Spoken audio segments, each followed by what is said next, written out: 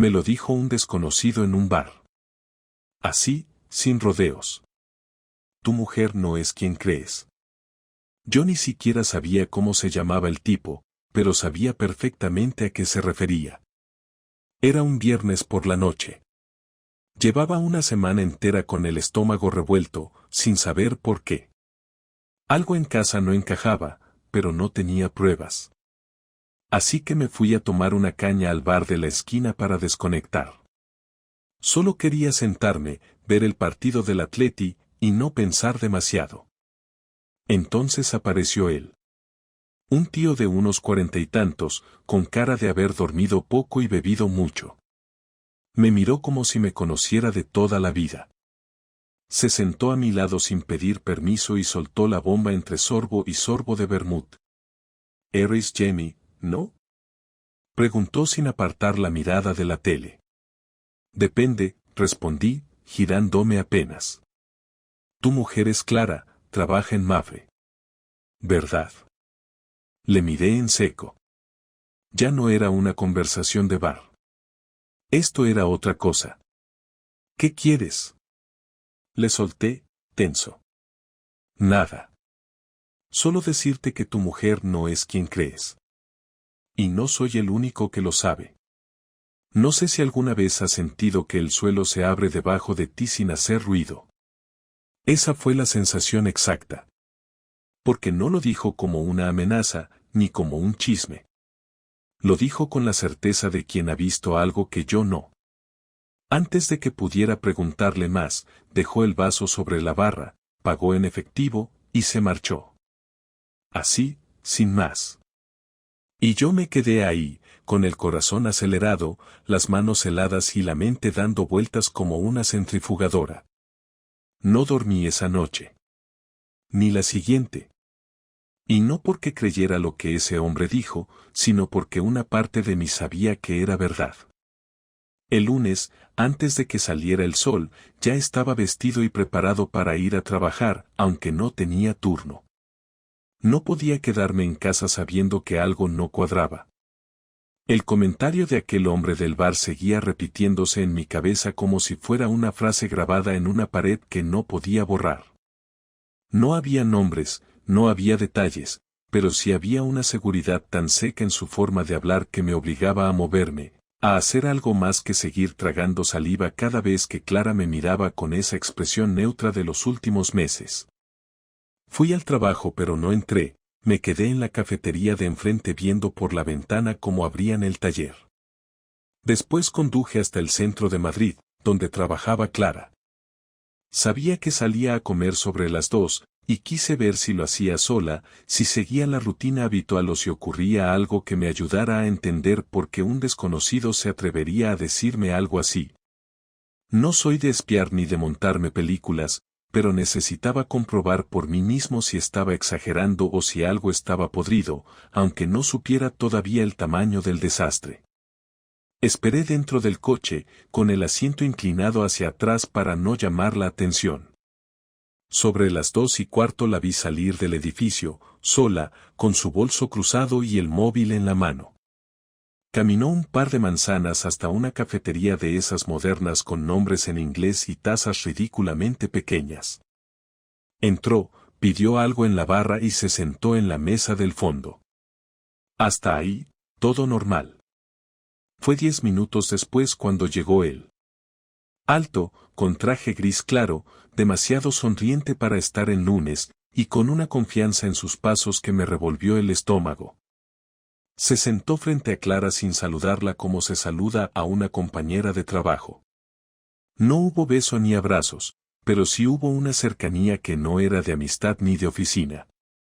Él se inclinó hacia adelante, le dijo algo que la hizo reír, y ella, que últimamente no sonreía ni en casa, se tocó el pelo como hacía cuando quería agradar. Observé el gesto como quien ve algo ajeno, pero sabía exactamente lo que significaba. Lo había visto antes, solo que ahora no era para mí. Después de 20 minutos salieron juntos, caminaron 2 calles, y se detuvieron frente a un portal. Ella miró a ambos lados de la calle, y él sacó una llave de su bolsillo. No supe cuánto tiempo estuve observándolos antes de que entraran al edificio. Solo sé que la rabia me subió por la espalda como si fuera una descarga eléctrica. No había pruebas físicas, pero sí tenía algo mucho peor, la certeza visual de que Clara no estaba comiendo con un compañero. Nadie entra a la casa de alguien a las 2:30 de la tarde un lunes cualquiera con esa expresión en la cara si no hay algo más. No sé por qué no bajé en ese momento, no sé por qué no lo seguí hasta el piso o no les grité desde la calle, quizá porque una parte de mí quería aún aferrarse a la duda. Volví al coche, respiré hondo y puse el motor en marcha. Estuve conduciendo 1 hora sin rumbo, hasta que terminé en el aparcamiento del Carrefour, viendo a la gente empujar carritos como si el mundo siguiera siendo normal. Compré una botella de agua, una barra de pan y una cerveza, ni siquiera sabía por qué. Volví a casa justo antes de que Clara llegara del trabajo, con la misma cara de siempre, como si no hubiera estado en la casa de otro tipo ese mismo día. ¿Qué tal tu día?, me preguntó mientras dejaba las llaves en la entrada. Normal. Nada que contar, respondí sin levantar la vista. Ella asintió y se metió al baño. Yo me quedé en la cocina mirando el pan que había comprado. No tenía hambre. Solo rabia. Lo peor no era que pudiera estar con otro. Lo peor era la tranquilidad con la que lo hacía. Como si yo fuera un mueble más de la casa. Como si nada de lo que compartimos significara ya absolutamente nada para ella. Esa noche no dije nada. Me acosté antes, fingí estar dormido. Ella se metió en la cama, se giró hacia su lado y no dijo ni buenas noches. El silencio era ya parte de la rutina. En ese momento entendí que la mentira no era solo lo que ella hacía fuera de casa. La verdadera traición era cómo podía volver cada día, meterse en nuestra cama y actuar como si todo estuviera bien. El tipo del bar tenía razón, Clara no era quien yo creía. Y ahora no me quedaba otra que confirmar cada detalle, porque no iba a quedarme con las dudas.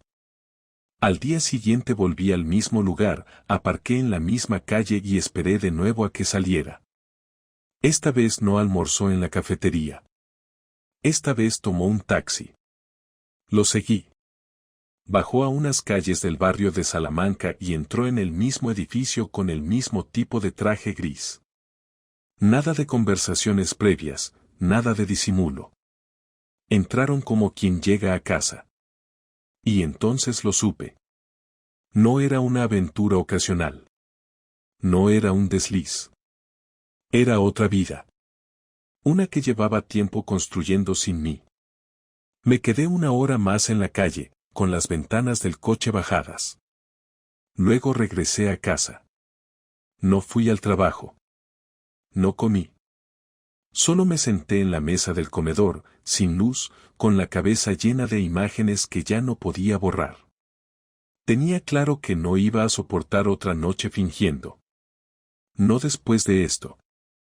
Alguien iba a hablar esa misma noche, y no sería para pedir perdón.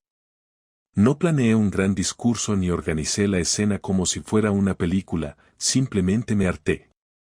Pasé todo el día con un nudo en la garganta, sin poder tragar nada sólido, sin responder mensajes, sin encender la televisión. Cuando Clara llegó por la noche, ni siquiera me levanté del sofá. Escuché cómo dejaba las llaves, cómo colgaba el abrigo, cómo abría la nevera y bebía un poco de agua. Luego caminó hacia el pasillo, cegaramente esperando encontrarme dormido como la noche anterior. Cuando pasó junto al salón, encendí la lámpara de mesa y la luz la hizo detenerse de golpe. ¿Estás bien?, me preguntó con esa voz neutra que usaba últimamente para casi todo.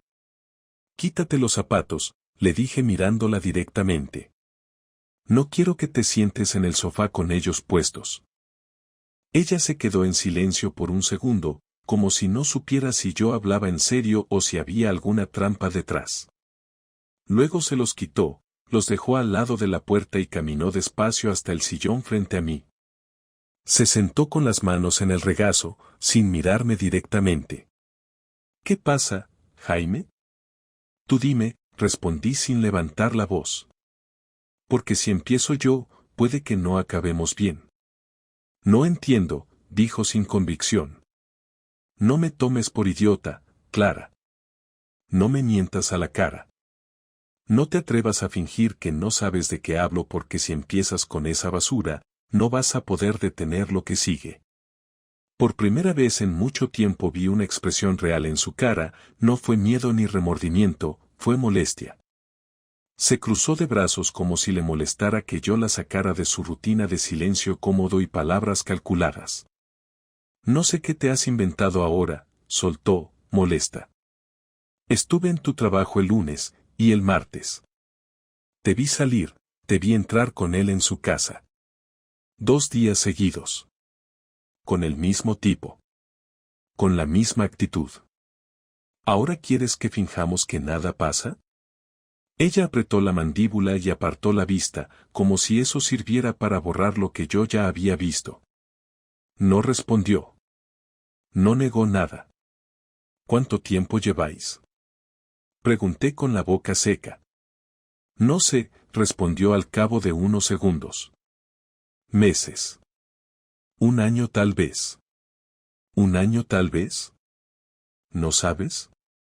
No es algo que tuviera marcado en un calendario, Jaime. Me reí, no porque tuviera gracia, sino porque me pareció patético que no fuera capaz ni de sostener una frase con dignidad. ¿Y yo? ¿Qué coño era yo en todo este tiempo? ¿Tu compañero de piso? ¿Tu banco personal? ¿El padre invisible de una familia que ya no existe? No me hables así, dijo bajando la voz, pero sin perder el tono firme. Te hablo como me da la gana, Clara. Porque mientras tú te metías en la cama de otro, yo seguía creyendo que todo esto tenía solución, que estábamos pasando por una mala racha.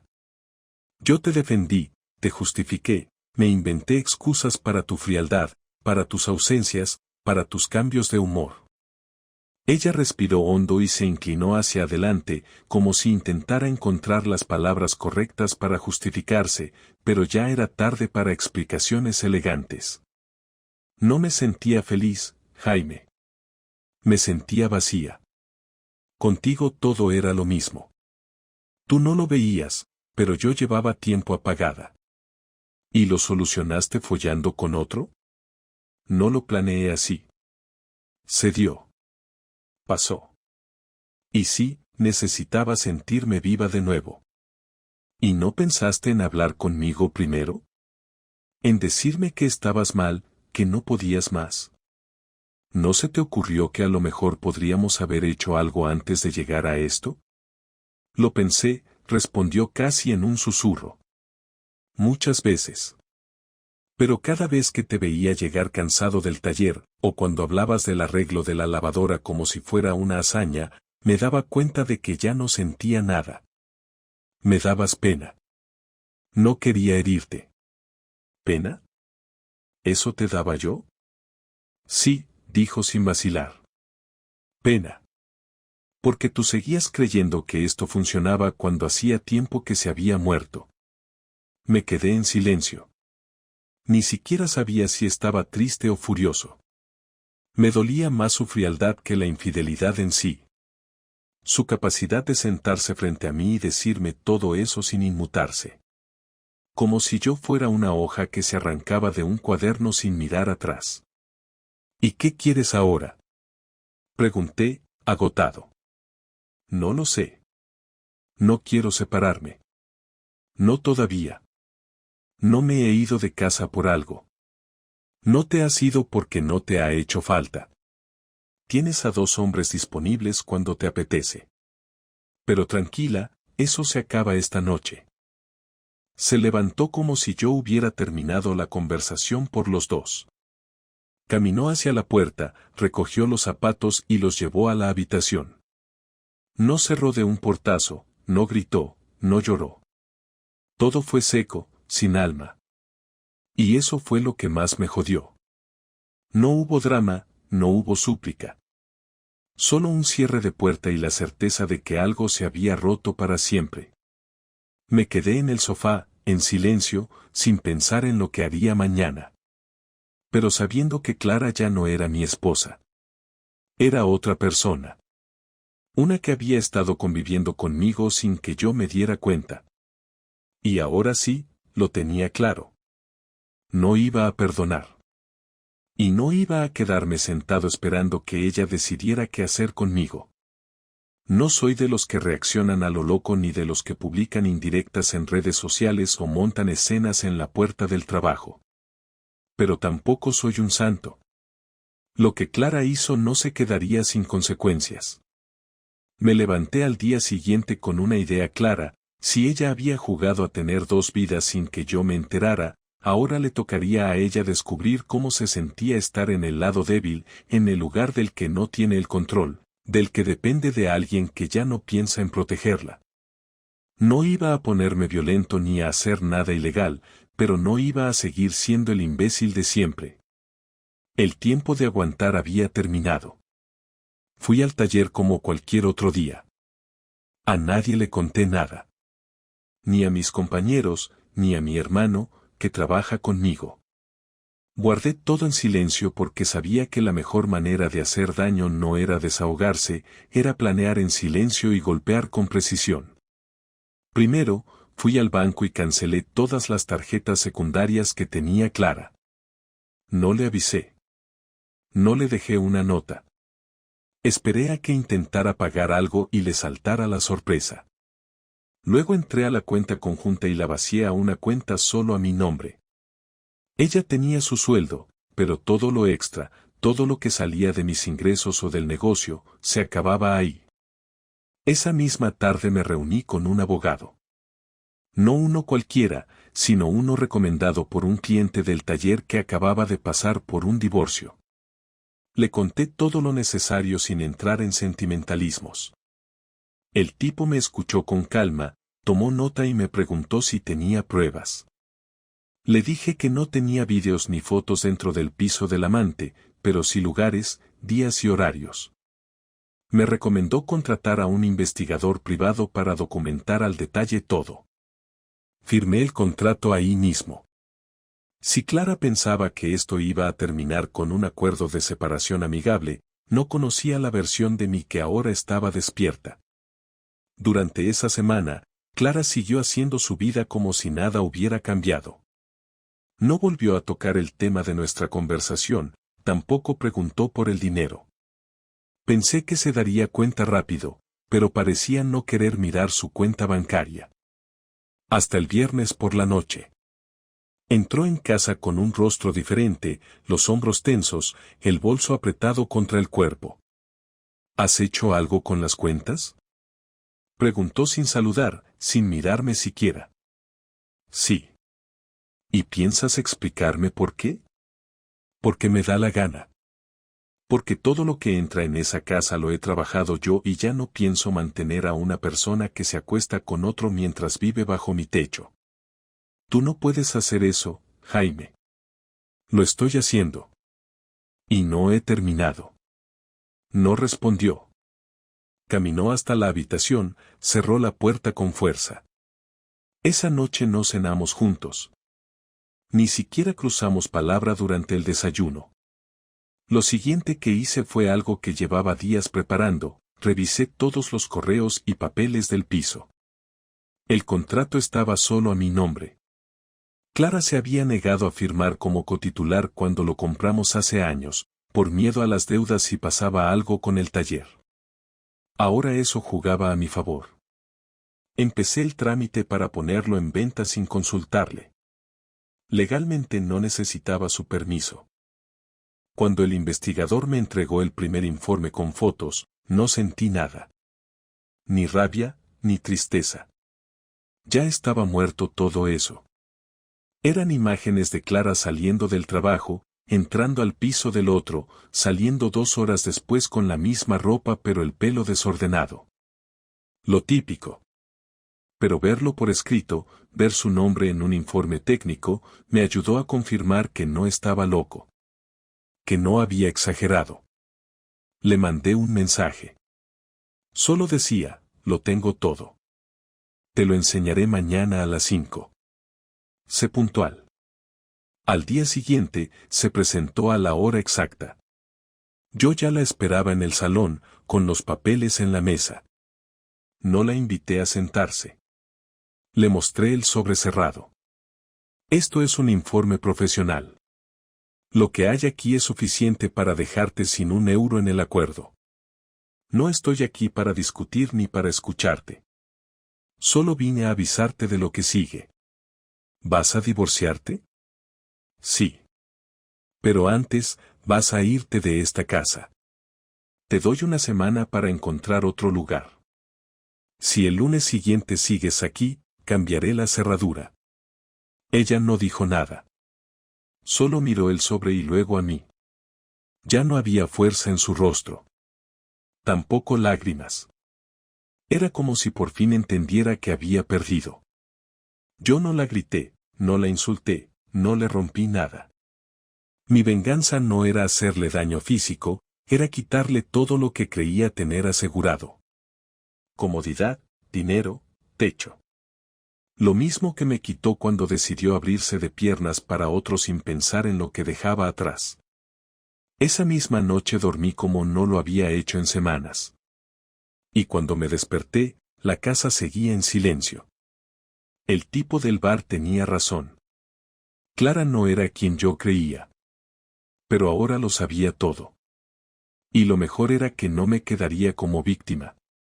Yo había empezado a reconstruirme, pero a ella apenas le estaba empezando a caer la ruina encima. El domingo por la tarde Clara me pidió hablar. Fue la primera vez en semanas que me lo pedía sin arrogancia, sin frialdad. No esperó a que yo le diera permiso. Se sentó en el mismo sofá donde me había mentido tantas veces y se quedó mirándome, como si buscara algo en mi cara que ya no estaba. Yo no dije nada. Dejé el mando a un lado y esperé. Había perdido el interés en escucharla, pero tenía curiosidad por ver qué cara ponía cuando se diera cuenta de que su tiempo había terminado. No quiero que esto acabe así, empezó diciendo, me lo dijo un desconocido en un bar. Así, sin rodeos. Tu mujer no es quien crees. Yo ni siquiera sabía cómo se llamaba el tipo, pero sabía perfectamente a qué se refería. Era un viernes por la noche. Llevaba una semana entera con el estómago revuelto, sin saber por qué. Algo en casa no encajaba, pero no tenía pruebas. Así que me fui a tomar una caña al bar de la esquina para desconectar. Solo quería sentarme, ver el partido del Atleti, y no pensar demasiado. Entonces apareció él. Un tío de unos 40 y tantos, con cara de haber dormido poco y bebido mucho. Me miró como si me conociera de toda la vida. Se sentó a mi lado sin pedir permiso y soltó la bomba entre sorbo y sorbo de vermut.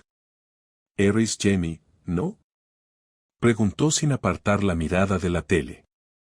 Depende, respondí, girándome apenas. Tu mujer es Clara, trabaja en Mafre. ¿Verdad? Le miré en seco. Ya no era una conversación de bar. Esto era otra cosa. ¿Qué quieres? Le solté, tenso. Nada. Solo decirte que tu mujer no es quien crees. Y no soy el único que lo sabe. No sé si alguna vez has sentido que el suelo se abre debajo de ti sin hacer ruido. Esa fue la sensación exacta. Porque no lo dijo como una amenaza, ni como un chisme. Lo dijo con la certeza de quien ha visto algo que yo no.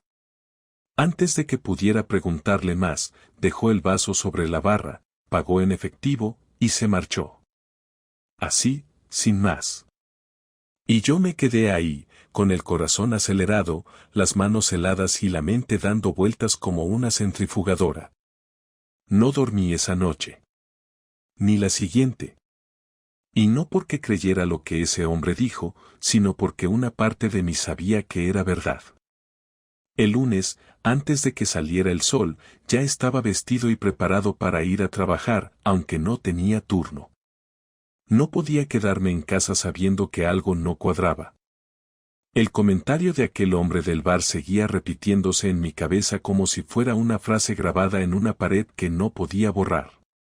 No había nombres, no había detalles, pero sí había una seguridad tan seca en su forma de hablar que me obligaba a moverme, a hacer algo más que seguir tragando saliva cada vez que Clara me miraba con esa expresión neutra de los últimos meses.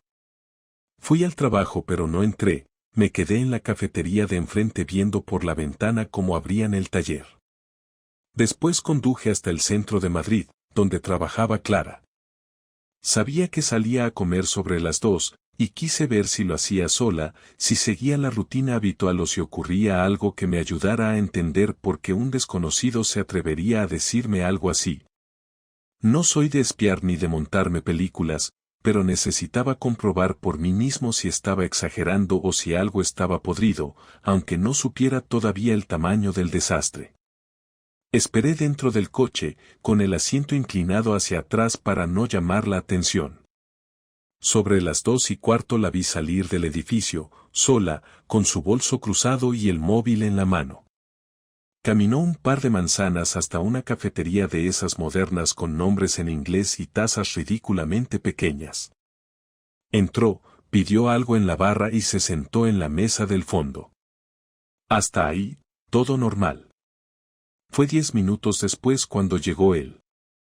Alto, con traje gris claro, demasiado sonriente para estar en lunes, y con una confianza en sus pasos que me revolvió el estómago. Se sentó frente a Clara sin saludarla como se saluda a una compañera de trabajo.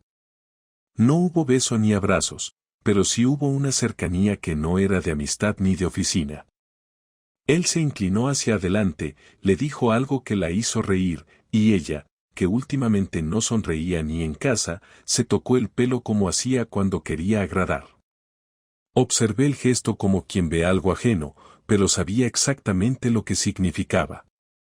Lo había visto antes, solo que ahora no era para mí. Después de 20 minutos salieron juntos, caminaron 2 calles, y se detuvieron frente a un portal. Ella miró a ambos lados de la calle, y él sacó una llave de su bolsillo. No supe cuánto tiempo estuve observándolos antes de que entraran al edificio. Solo sé que la rabia me subió por la espalda como si fuera una descarga eléctrica. No había pruebas físicas, pero sí tenía algo mucho peor, la certeza visual de que Clara no estaba comiendo con un compañero. Nadie entra a la casa de alguien a las 2:30 de la tarde un lunes cualquiera con esa expresión en la cara si no hay algo más. No sé por qué no bajé en ese momento, no sé por qué no lo seguí hasta el piso o no les grité desde la calle, quizá porque una parte de mí quería aún aferrarse a la duda. Volví al coche, respiré hondo y puse el motor en marcha. Estuve conduciendo 1 hora sin rumbo, hasta que terminé en el aparcamiento del Carrefour, viendo a la gente empujar carritos como si el mundo siguiera siendo normal. Compré una botella de agua, una barra de pan y una cerveza, ni siquiera sabía por qué. Volví a casa justo antes de que Clara llegara del trabajo, con la misma cara de siempre, como si no hubiera estado en la casa de otro tipo ese mismo día. ¿Qué tal tu día?, me preguntó mientras dejaba las llaves en la entrada. Normal. Nada que contar, respondí sin levantar la vista. Ella asintió y se metió al baño. Yo me quedé en la cocina mirando el pan que había comprado.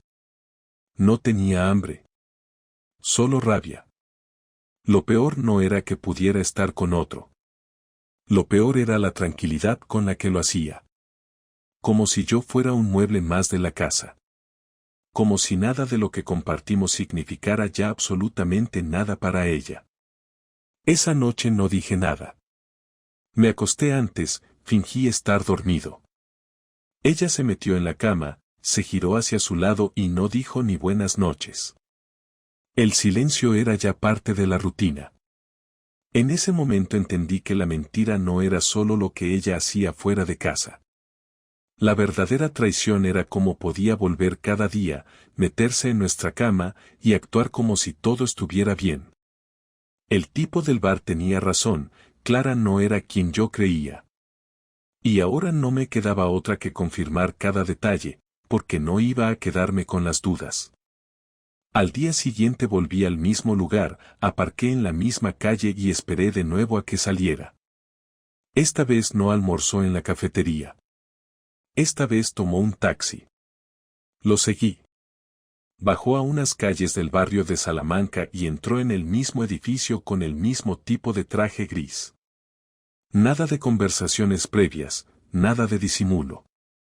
Entraron como quien llega a casa. Y entonces lo supe.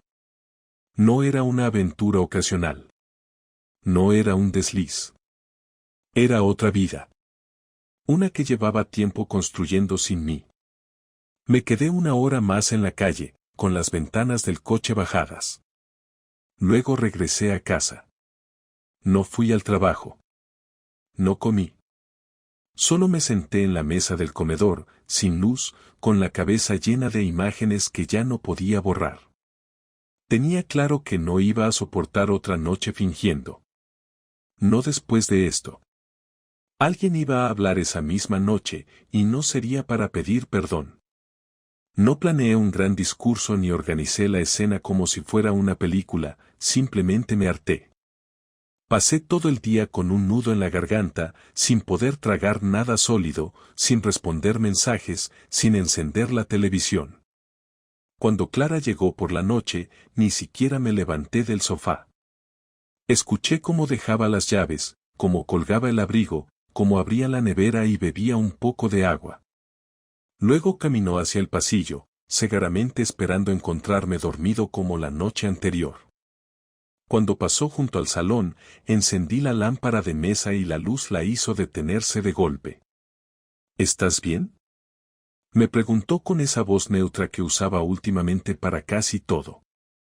Quítate los zapatos, le dije mirándola directamente. No quiero que te sientes en el sofá con ellos puestos. Ella se quedó en silencio por un segundo, como si no supiera si yo hablaba en serio o si había alguna trampa detrás. Luego se los quitó, los dejó al lado de la puerta y caminó despacio hasta el sillón frente a mí. Se sentó con las manos en el regazo, sin mirarme directamente. ¿Qué pasa, Jaime? Tú dime, respondí sin levantar la voz. Porque si empiezo yo, puede que no acabemos bien. No entiendo, dijo sin convicción. No me tomes por idiota, Clara. No me mientas a la cara. No te atrevas a fingir que no sabes de qué hablo porque si empiezas con esa basura, no vas a poder detener lo que sigue. Por primera vez en mucho tiempo vi una expresión real en su cara, no fue miedo ni remordimiento, fue molestia. Se cruzó de brazos como si le molestara que yo la sacara de su rutina de silencio cómodo y palabras calculadas. No sé qué te has inventado ahora, soltó, molesta. Estuve en tu trabajo el lunes, y el martes.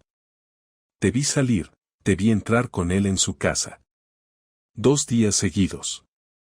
Con el mismo tipo. Con la misma actitud. ¿Ahora quieres que finjamos que nada pasa? Ella apretó la mandíbula y apartó la vista, como si eso sirviera para borrar lo que yo ya había visto. No respondió. No negó nada. ¿Cuánto tiempo lleváis?, pregunté con la boca seca. No sé, respondió al cabo de unos segundos. Meses. 1 año tal vez. 1 año tal vez. ¿No sabes? No es algo que tuviera marcado en un calendario, Jaime. Me reí,